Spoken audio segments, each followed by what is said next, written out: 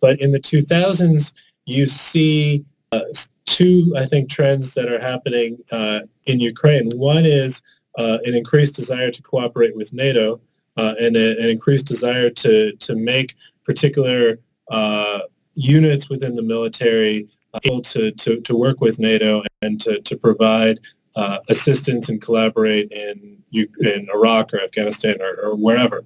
At the same time, you see, because of the lack of budgetary resources, because of all sorts of things that are happening in Ukraine society more widely, challenges of corruption, of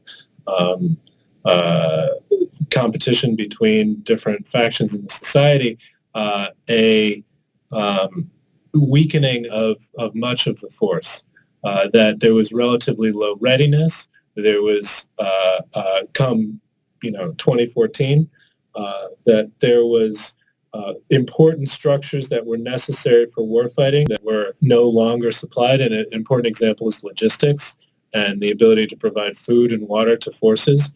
In general, there was a lack of expectation that Ukraine would be fighting on its own territory. The country went from sort of an idea that if it had to fight anybody, they'd be coming from the West, to turning around and realizing that they would have to be fighting Russia or Russian-backed separatists, their former allies.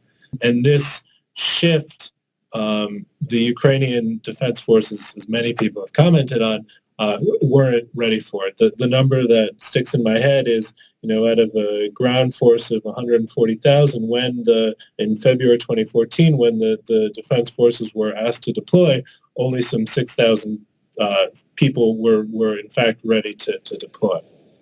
So the Ministry of Defense and the General Staff are left with this Soviet legacy army with some good capabilities and some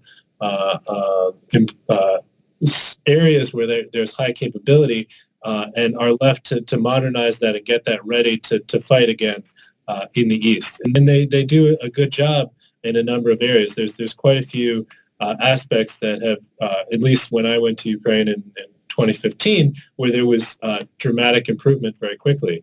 But they faced a force that simply was not ready to fight the war that they were rushed into.